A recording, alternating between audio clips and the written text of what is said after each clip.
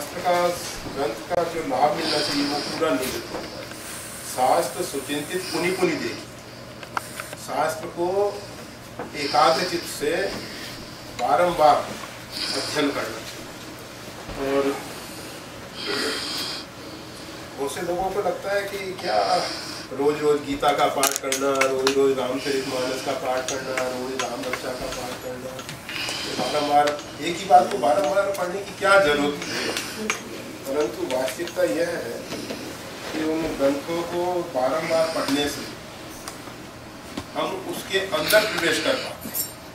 पहले हम जब प्रथम बार पढ़ते हैं तो उसका जो ऊपरी स्वरूप है, जैसे समुद्र में कोई ऊपर से देखे तो खारा पानी और उतार तरंगे यही नजर आएंगे, परंतु अगर समुद्र की गहराई में कोई जाके देखेगा तो उसके गर्भ में इतने इतने रत्न छिपे हुए हैं। समुद्र के अंदर बहुत अधिक रत्न हैं और फिर उसके अंदर जलचरों की भी एक जो विशेष प्रकार की सृष्टि है। किस किस प्रकार से जलचर, हम सबको तो लगता है कि परमात्मा ने केवल मानव को ही बुद्धि दी है, परंतु उन जलचरों को भी परमात्मा ने बुद्धि दी है, सभी को बुद्धि दी है। पशु पक्षी सबके अंदर बुद्धि होती है। हमने तो अपने जीवन में देखा है, ये कौवा कागा पानी के टोटी को खोल के पानी पी सका। एक गाय आश्रम में जब गौशाला साथ नहीं थी, अभी तो आश्रम की गौशाला थोड़ी दूर हो गई है, बहुत दूर तो नहीं, थोड़ी दूर। तो वो गौ माता क्या करती थी कि जैसे कोई दरवाजा बंद कर देता था ना, तो उसको मुंह से जीभ से पकड़ के खोल लेती और अंदर आ। तो मतलब उन सबको भी थोड़ी बहुत तो बुद्धि है, इतनी मानव जितनी बुद्धि तो नहीं है। आहार निद्रा इत्यादि तक के लिए उनकी बुद्धि सीमित है। तो जो भी है, हम बता रहे थे कि समुद्र के अंदर भी मतलब जलचरों में इस प्रकार की व्यवस्था है कि छोटी मछलियों को बड़ी मछली ना खाएं, तो उसकी रक्षा करने के लिए किस प्रकार से जाल जैसा बना देती हैं। उसके अंदर अंडे होते हैं, अंडों से फिर छोटी छोटी मछलियाँ निकलती हैं, उनका संरक्षण होता है। किस किस प्रकार से वो भी अपने बच्चों की सुरक्षा के लिए और क्या क्या व्यवस्थाएं करती हैं। तो परंतु इतना ही नहीं है समुद्र, उसके अंदर भी और भी रत्न भरे हुए हैं, और भी रत्न भरे हुए हैं। और परंतु ऊपर से समुद्र को कोई देखेगा तो उसके अंदर क्या क्या है नहीं जानता। इसी प्रकार से कोई भी ग्रंथ को अगर जब आप पढ़ते हैं तो पहले तो ऊपर से जैसे समुद्र का ऊपर से दर्शन उतना ही कर पाते हैं, और फिर जब बारंबार उसका पाठ करते हैं, बारंबार उसका पठन करते हैं, तो फिर उसके अंदर जो भी दिव्य रत्न है। और रामचरितमानस तो हमारी दृष्टि में एक ऐसा अपूर्व ग्रंथ है, ऐसा ग्रंथ कोई भी दूसरा नहीं हो सका। वैसे एक मिस्टर कारपेंटर ने रामचरितमानस पर शोध ग्रंथ लिखा था, आज से लगभग 100-125 साल हो गए होंगे। तो उन्होंने रामचरितमानस के विषय में एक बात कही। वैसे तो उनका कहना है कि बाइबल सबसे अधिक पढ़ा जाने वाला ग्रंथ है, परंतु रामचरितमानस इतना लोकप्रिय है, इतना लोकप्रिय है कि गांव का जो अनपढ़ व्यक्ति है वो भी रामायण की चौपाइयों को बोल लेता है। ये जो, और अभी तो दिन प्रतिदिन देख रहे हैं कि इसकी लोकप्रियता बढ़ती ही जा रही है। मानस की अच्छा रामचरितमानस का जो पाठ करते हैं अच्छा है, परंतु ये जरूर कहेंगे पाठ करने के साथ साथ उसमें मनन करें। रामचरितमानस की एक एक चौपाई जो है हमारे जीवन में क्रांति ला सकती है। हमारे जीवन में जो अनेक प्रकार की समस्याएं उनका समाधान दे सकती है। सम्यक प्रकार की समस्याओं का समाधान रामचरितमानस है। किसी भी प्रकार की समस्या है और उसका समाधान है, किसी भी प्रकार की जिज्ञासा उसका समाधान रामचरितमानस। मतलब जो वेदांत का मूल सार तत्व है, और वेदांत अर्थात ज्ञान, और तो उसका संपूर्ण सार तत्व रामचरितमानस में है। तो रामचरितमानस का पाठ अवश्य करना चाहिए।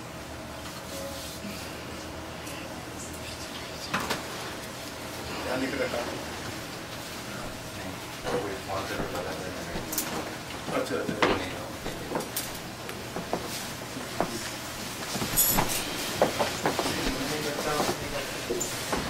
मन तो लगा ही देता है, कहीं ना कहीं तो लगा ही देता है। पाठ में जितना मन लगना चाहिए नहीं लगता है। ये सबसे बड़ी मानव की कमजोरी है, सबसे बड़ी कमजोरी है कि जो कार्य करता है उसमें उसका मन नहीं रहता। आप ग्रंथ पढ़ रहे हो, बच्चे स्कूल कॉलेज में पढ़ते हैं, उनकी भी वही स्थिति है कि मन वहाँ नहीं है, और आप भोजन कर रहे हो वहाँ मन नहीं है, आप माला लेके बैठे हो वहाँ मन नहीं है, गीता रामायण के पाठ कर रहे हो वहाँ मन नहीं है।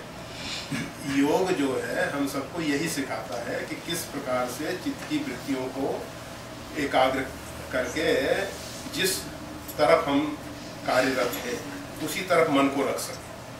मन की साधना है। महर्षि पतंजलि ने ये जो योग दर्शन दिया है, उसमें मुख्य इसी पे उनका ये मनोविज्ञान है। पतंजलि जी का जो योग दर्शन है ये मनोविज्ञान है। किस प्रकार से चित्त की वृत्ति को, अगर व्यक्ति जिस कार्य में लगा, चित्त की वृत्ति अगर उसी कार्य में लगेगी तो उसमें बहुत अच्छी सफलता मिलेगी और उसका सही परिणाम आएगा, सही परिणाम आएगा। हम सब मन कहीं होता है, कार्य कहीं करते रहते हैं, तो जितनी अच्छी ढंग से सफलता मिलनी चाहिए, जितने अच्छे ढंग से कार्य सिद्ध होना चाहिए, वो नहीं हो पाता है। तो इसके विषय में वैसे तो पता है कि ये एक बहुत बड़ा विज्ञान है। मनोविज्ञान जो है इतना सरल और नहीं कि दो शब्दों में कह दिया जाए, फिर भी मन की निग्रह के लिए, मनोवृत्तियों को एकाग्र करने के लिए भगवान श्री कृष्ण ने जो एक सूत्र दिया है, अभ्यासेन तु कौन्ते वैराग्येन च गृह्यते, वैराग्य पूर्वक अभ्यास किया गया। ये जो सूत्र भगवान श्री कृष्ण ने दिया है ये बहुत महत्वपूर्ण है, बहुत महत्वपूर्ण है। और ये वैराग्य की जो बात है, अर्थात राग से ऊपर उठ जाना, और ये राग से ऊपर उठने के लिए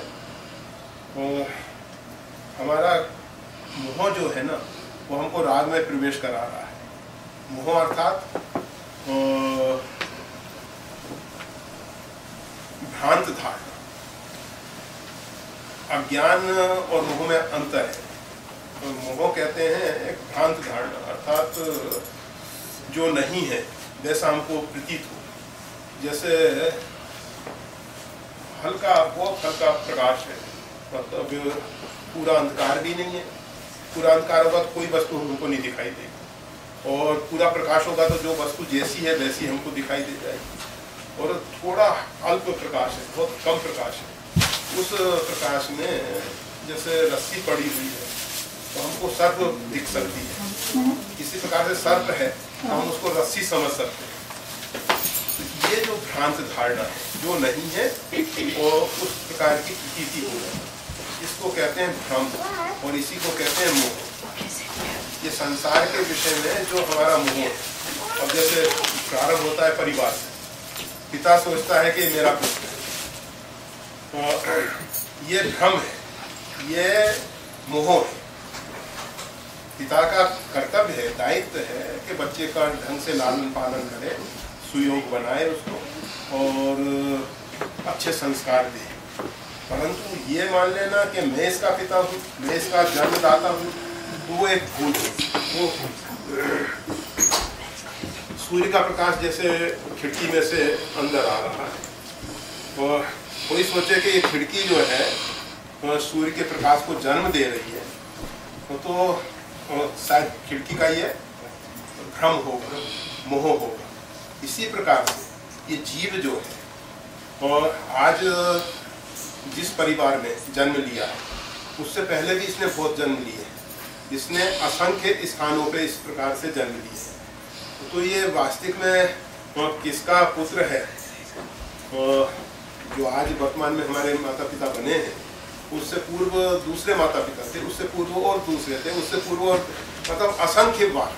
तो वास्तविक में ये जो भी हो रहा है ये सिर्फ अल्पकाल के एक थोड़े समय के लिए ऐसा हो रहा है। तो इसको हम कोई व्यक्ति मान ले कि नहीं हम ही इसके जन्मदाता हैं, तो उसकी भूल होती है। तो ये इस प्रकार से सब हमारे जितने भी पारिवारिक व्यवस्था, जैसे कुटुंब की व्यवस्था, पारिवारिक व्यवस्था भारत की एक बहुत अच्छी व्यवस्था है, परंतु उस व्यवस्था को गलत रूप नहीं देना चाहिए। गलत रूप अर्थात हम अभिमान करें कि हम नहीं होते तो ये बच्चे का जन्म ही कैसे होता। अरे प्रकृति को जिस किसी को जन्म देना है, जिस किसी का लालन पालन करना है, तो कहीं ना कहीं किसी न किसी प्रकार से कर ही देती। तो शिवाजी के विषय में एक घटना कही जाती है कि शिवाजी एक बहुत भयंकर दुष्काल पड़ा था उनके काल में, तो एक बहुत बड़ा किला बन रहा था कि लोगों को रोटी रोजी मिल जाए। तो उनके मन में अभिमान आ गया कि अगर हम नहीं होते तो इतने लोगों को रोटी रोजी कैसे मिलती। तो उनके गुरुदेव समर्थ रामदास जी वहाँ पर आए। समर्थ रामदास जी को चरणों में साष्टांग वंदन किया शिवाजी ने, और आके वत्स ये सब क्या हो रहा है?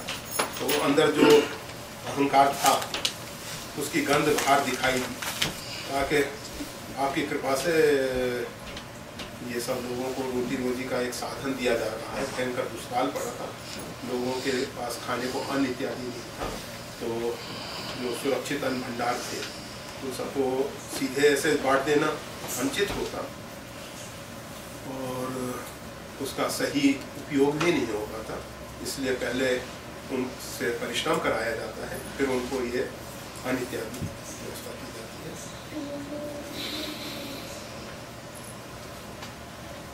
गुरुदेव ने देखा कि इनके अंदर जो है अहंकार आ गया है। अहंकार को तोड़ने के लिए कहा था बस ये जो सामने पत्थर पड़ा हुआ है ना, इसको तोड़वा दीजिए। तो कहते हैं कि घन की चोट से वो जो पत्थर तोड़ने का बड़ा हथौड़ा होता है घन की चोट, तो उससे उस पत्थर को तोड़ा गया। उसके अंदर से एक छोटा सा मेढक का बच्चा कूदता हुआ निकला, उसमें थोड़ा पानी भी था पत्थर के अंदर, ठोस पत्थर के अंदर बता। तो रामदास जी ने, समर्थ गुरु ने कहा कि इसका लालन पालन करने वाला हूँ। इसी प्रकार से महाभारत जब हो रहा था तो एक पक्षी ने अंडे दिए, और उसमें पक्षी जब महाभारत का भयंकर युद्ध 18 अक्षोहिणी सेना आपस में लड़ रही थी, तो पक्षी तो उड़ गए, और वो अंडे वहाँ रह गए। भगवान ने उनकी रक्षा के लिए क्या किया, एक हाथी के बहुत बड़ा घंट, और वो घंट जो है उस अंडों के ऊपर आके रखा गया। अंडे उसमें सुरक्षित रहे। जब महाभारत युद्ध पूरा हो गया तो भगवान श्री कृष्ण ने उस घंट को हटवा के दिखाया कि उसमें से छोटे छोटे बच्चे जो हैं, तो मतलब प्रकृति किस किस प्रकार से कहाँ कहाँ से रक्षा करती है।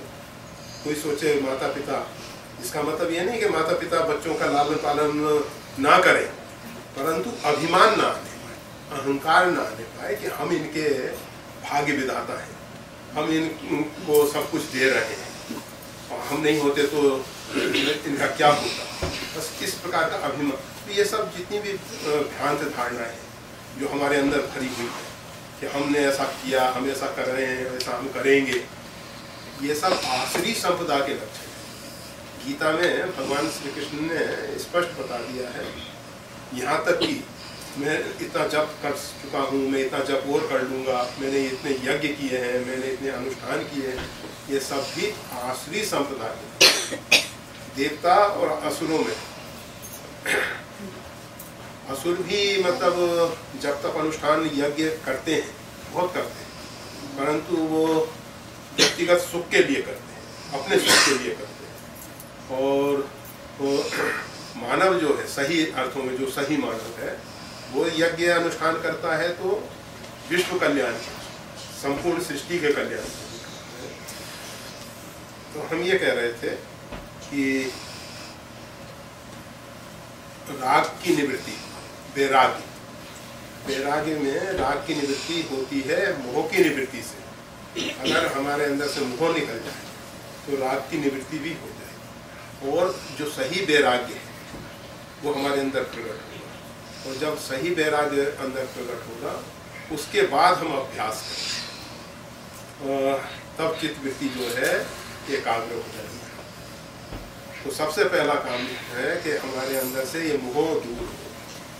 और वैसे तो गोस्वामी तुलसीदास जी से कोई ने पूछा मोह की निवृत्ति कैसे होगी, तो उन्होंने कहा श्री गुरु वचन जो है, वंदम गुरुपद कंज कृपा सिन्नर हरि महामोहतम पुंज जासु वचन विकर्ण। महामोह रूपी